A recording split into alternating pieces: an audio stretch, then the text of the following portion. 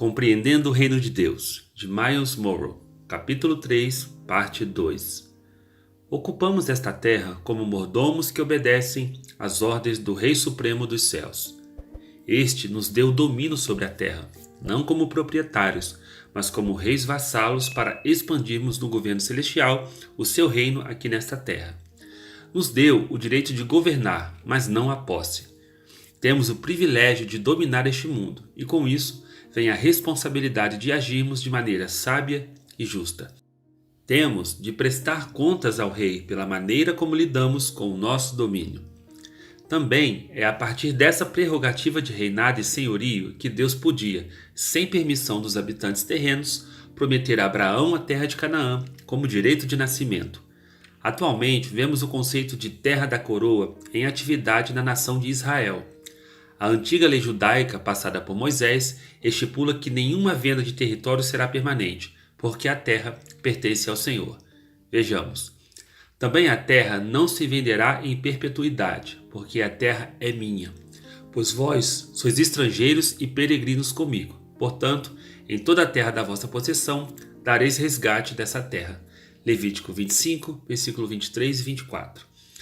Os israelitas eram livres para ocupar a sua porção na terra, tratar o solo, cultivá-lo, retirar dele o seu sustento e até mesmo transferi-lo aos seus herdeiros. Entretanto, não deviam vender a terra, principalmente aos gentios. Se diante de algum problema financeiro tivessem de transferir a propriedade a uma conterrânea israelita, a lei determinava como a terra devia ser devolvida. A cada 50 anos, Israel comemorava o ano do jubileu, um período em que as terras que haviam sido vendidas nos últimos meio século eram devolvidas automaticamente aos proprietários originais. Atualmente, em Israel, existe um princípio semelhante em vigência. Quando jovens se casam, o governo lhes dá sua primeira casa. Por quê? Porque não existe posse privada no território de Israel. Oficialmente, a terra pertence a Deus. O princípio por trás disso é que, em um reino, viver e utilizar a terra são privilégios e não um direito. Essa prática demonstra a consciência sobre o reino que todos devemos adotar. É importantíssimo compreendermos a estrutura do reino dos céus e como ele opera para que reconheçamos todo este mundo como a terra da coroa celestial e entendamos que somos meros estrangeiros e mordomos da propriedade divina. Tópico: a intenção de Deus na colonização. Deus nunca age sem propósito. Desde o início, o intento do Senhor era que este mundo fosse colonizado. Isaías, escriba e porta-voz do rei na antiguidade, escreveu: porque assim diz o Senhor que tem criado os céus e o Deus que formou a terra e a fez. Ele a estabeleceu, não a criou vazia, mas a formou para que fosse habitada. Eu sou o Senhor e não há outro. Isaías 45, versículo 18. Nossa presença nesse mundo foi uma decisão de colonização feita pelo nosso rei. Ele criou este planeta como um novo território. Criou-nos a partir do mesmo material que compõe esta terra e nos colocou aqui e publicou a carta de colonização que nos concede o domínio do território. Não temos posse de nada, mas acesso a tudo, desde que nossas atitudes estejam dentro dos parâmetros e princípios governamentais que o rei estabeleceu para o seu reino. É isso que significa ser uma colônia do céu. O conceito de colonização é o componente mais importante de um reino e precisamos compreendê-lo. Do contrário, será impossível acolhermos plenamente a essência da mensagem da Bíblia e dos profetas e o foco e a prioridade de Jesus Cristo. É a falta de compreensão ou a ignorância a respeito desse conceito de colonização que tem produzido tantas religiões e seitas humanas. O cristianismo, como religião, também é produto dessa falta de compreensão. O propósito mais básico, o motivo, o plano e o programa de Deus eram de colonizar a terra com a cultura do céu. Compreender o conceito de colonização é fundamental, porque uma vez que entendamos o que o Senhor pretendia, percebemos o que Ele está fazendo. O Criador colocou seres humanos neste planeta com o propósito de expandir sua influência e sua autoridade do reino sobrenatural ao reino natural. Por definição, uma colônia é composta por pessoas que originalmente vieram de outro lugar. É um assentamento habitado por cidadãos de um país distante, cuja filiação continua sendo com o governo de sua terra natal. Declarando de outra maneira, Colônia é um grupo de imigrantes ou de seus descendentes que se estabelecem em uma terra distante, mas que permanece sujeita ao país natal. A colonização envolve cidadãos de um país, habitando em território estrangeiro, com o propósito de influenciar aquele domínio com a cultura e os valores de seu país natal e governar essa terra com as leis de seu governo original. A mensagem de Jesus, que declara sua missão, registrada em Mateus 4,17, diz: "É chegado o reino dos céus". Isso indica que a primeira colônia havia retornado a este mundo por intermédio de Jesus Cristo. Como cidadãos do céu, habitamos neste mundo com o intento de influenciá-lo com a cultura e os valores do reino de Deus e de colocar este planeta sob o governo do reino dos céus. Paulo de Tarso, um embaixador do reino no primeiro século, descreveu os planos de colonização do rei da seguinte maneira: "E demonstrar a todos qual seja a dispensação do mistério, que desde os séculos esteve oculta em Deus que tudo criou, para que agora, pela Igreja, a multiforme sabedoria de Deus seja conhecida dos principados e potestades nos céus, segundo o eterno propósito que fez em Cristo Jesus, nosso Senhor." Efésios 3, versículo 9 ao 11. O intento de Deus era estabelecer uma colônia de seus súditos nesta terra para tornar essa multiforme sabedoria, o coração, a mente e a vontade e os desejos do Senhor, conhecido aos principados e às potestades dos céus, em outras palavras, ao mundo espiritual. Seu propósito ao colonizar este mundo era demonstrar aos poderes espirituais das trevas que seres criados à imagem de Deus podiam ser colocados aqui para estabelecer o governo e a cultura celestial para que, no fim, a terra se parecesse exatamente com o céu. Em resumo, 1.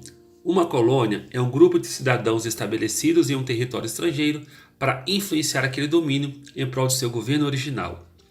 2. Uma colônia é um território estrangeiro habitado por cidadãos que recebem a incumbência de influenciá-lo com a cultura e os valores de seu governo.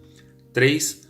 Uma colônia é a presença de uma cidadania distinta em território estrangeiro, governado de acordo com as leis e a cultura do seu governo original. Esse é o conceito de colonização do reino de Deus. Tópico: compreendendo os conceitos do reino. Estudar o conceito de reino é importante por alguns motivos. Primeiro, porque a maioria de nós hoje em dia, principalmente no Ocidente, nunca viveu em um reino, e isso é um conceito totalmente estranho para nós. Simplesmente não sabemos como viver sob o domínio de um rei. Isso não seria um tanto problema se não fosse pelo segundo motivo que devemos estudar a respeito do reino. O governo do céu é um reino e Deus é o rei. E pelo fato desse reino estender-se por toda a criação, englobando o sobrenatural e o natural, nós estamos incluídos nele. Por isso, temos de ser capazes de compreender esse conceito. Um terceiro motivo bastante importante para estudarmos e procurarmos restaurar o conceito de reino é que a Bíblia não trata de uma religião ou de uma organização religiosa, mas fala de um rei e de seu reino. Portanto, para compreendermos, interpretarmos e aplicarmos corretamente as Escrituras, precisamos ter conhecimento sobre reinos. O reino é a mais antiga forma de governo e a única que possui origem divina. O Senhor inventou o conceito de reino e estabeleceu-o primeiramente no céu. Em termos simples, o reino é um domínio sobre o qual o rei exerce controle. O céu foi o primeiro domínio que Deus criou. Embora invisível, é um lugar bastante real, e até mais real do que aquilo que chamamos de realidade. Tudo que existe no âmbito natural veio do sobrenatural. Portanto, este último será bem mais real. O céu é mais real do que esta terra, embora não consigamos enxergá-lo com os olhos físicos, e possui um sistema governamental estabelecido pelo próprio Deus. Tendo criado esse reino, o Todo-Poderoso desejou expandi-lo para outra dimensão. Com esse fim em mente, seu plano era bem mais amplo, ele criou um universo físico, visível com bilhões de estrelas, incluindo uma chamada de Sol, o astro ao redor do qual nosso planeta orbita. O Senhor escolheu este mundo especificamente como a localização de sua colônia real no reino natural. Ele formou com esse propósito. Então, colocou os seres humanos criados à sua imagem para administrar essa colônia.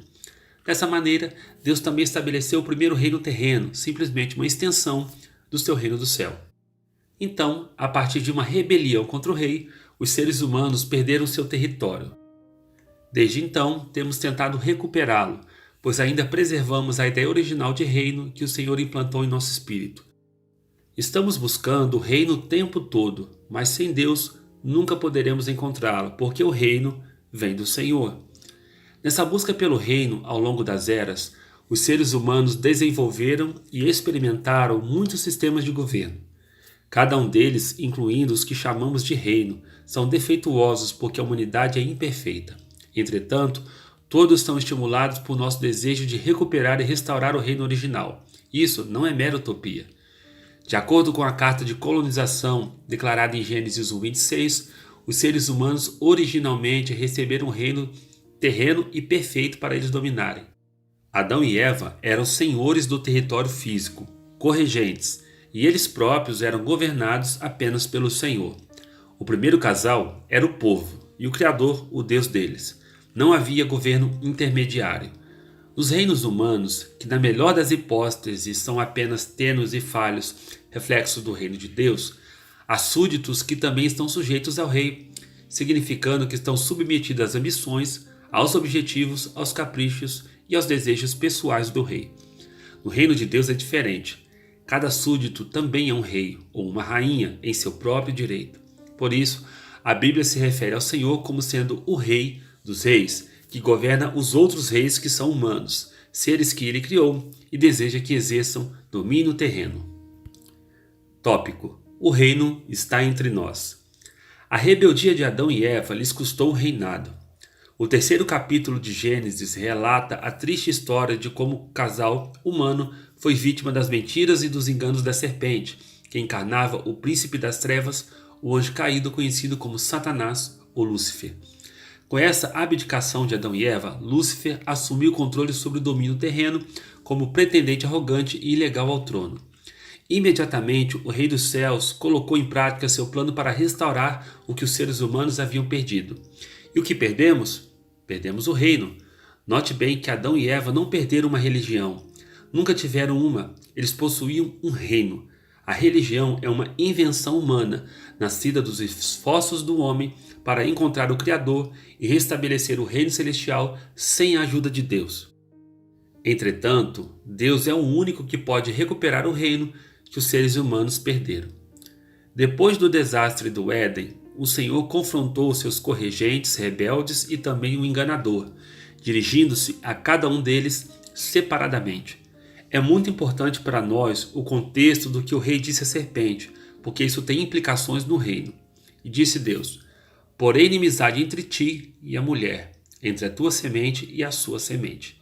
Esta te ferirá a cabeça, e tu lhe ferirás o calcanhar. Gênesis 3:15.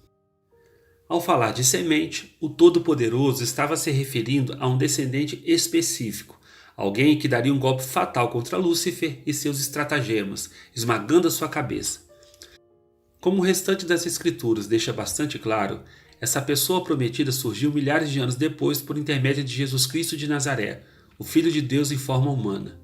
Quando Jesus apareceu em cena em um período histórico real, trouxe a mensagem não de uma religião, mas sim de um reino, dizendo: desde então, começou Jesus a pregar e a dizer: arrependei-vos, porque é chegado o reino dos céus. Mateus capítulo 4, versículo 17.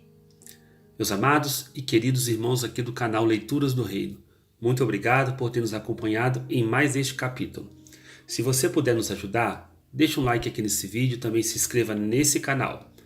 Nossa missão é trazer conteúdo de qualidade e mensagens do Reino de Deus que possam abençoar a sua vida. Muito obrigado pela sua audiência e até o nosso próximo vídeo.